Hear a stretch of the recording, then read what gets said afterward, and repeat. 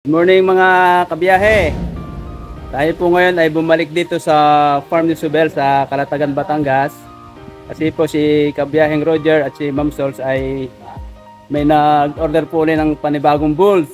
Ay nag-select po kami ulit dito sa farm ni Subel para madala ulit sa part ng Bisaya. Sa kasalukuyan po ay kasama po ngayon si Ma'am Sols ng Sols Gandang Buhay at si kabiyaheng Roger. Yan. Ma'am Sols, good morning. Yan po si... Good morning po.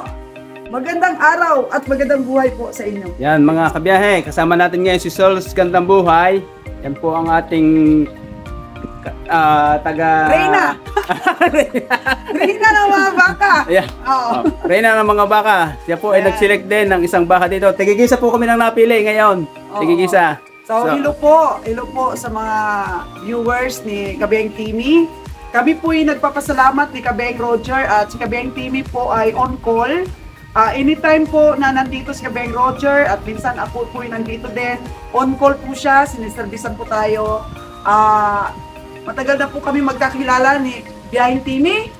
Yes. At siya po lagi ay amin pong kakampi dito sa Batangas, ala siyempre siya ay Batanggenyo. Sino pa ba ang tutulong sa amin dito? Ito po makikita natin yung mga baka niya. Nakapili na po kami dito. Pinili po namin talaga yung mga gwapo. So,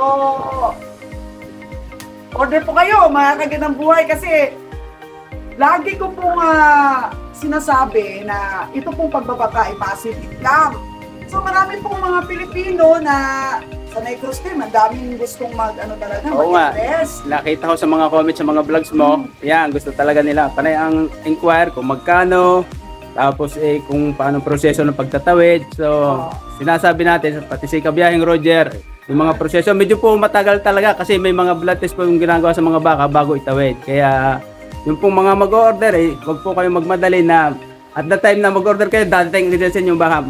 It takes time po talaga bago dumating sa inyo mga baka. At saka transparent tayo dito, Tim. Oo. Sinasabi talaga natin yung presyo dito. This is from 18 months onwards po is 120,000.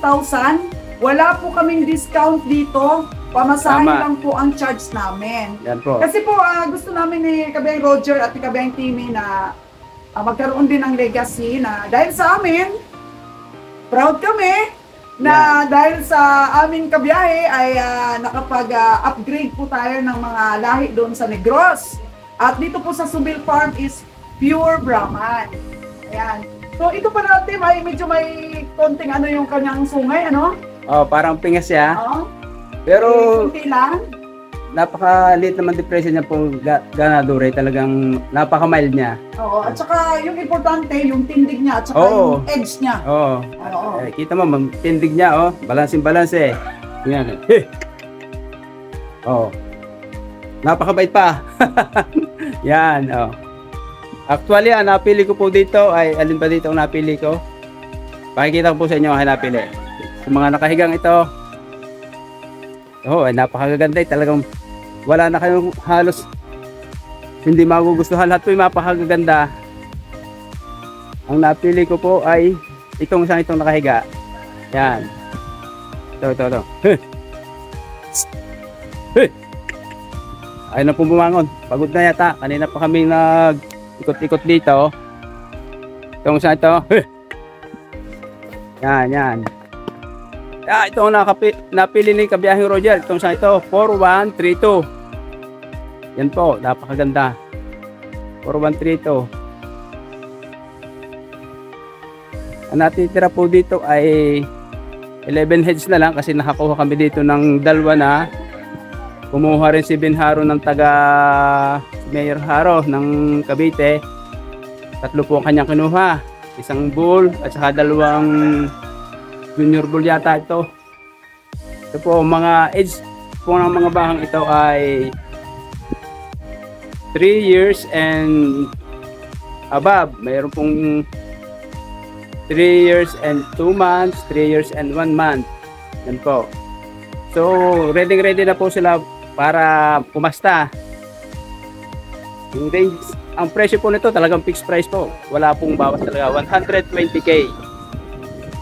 Kahit kung 5 hindi ka bibigyan ng discount ni farm manager kasi talagang ganyan po ang presyohan nila. Yan po, ay, yan, bumangon yung isang iyon. Wala po kayong halos hindi magugustuhan sa mga baha dito. Lahat po yung napakaganda. Yan po. Yan. Nakita ninyo, mga huli. Kanilang mga itlog, pantay na pantay. Yung mga binti. Balansin ang tulay.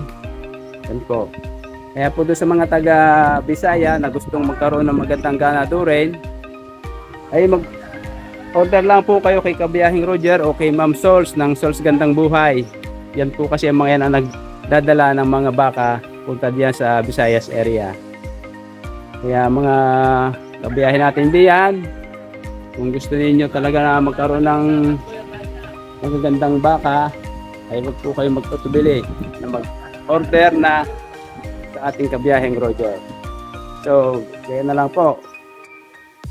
Kabiyahing Roger po ang magdadala dyan ng mga magagandang baka na pwede ninyong gamitin ganado rin sa inyong mga farm. So, ayan mga kabiyahe, kami po ngayon ay pauwi na. Palis na po kami ng farm ng Subel kasi marami pa po kami farm na pupuntahan.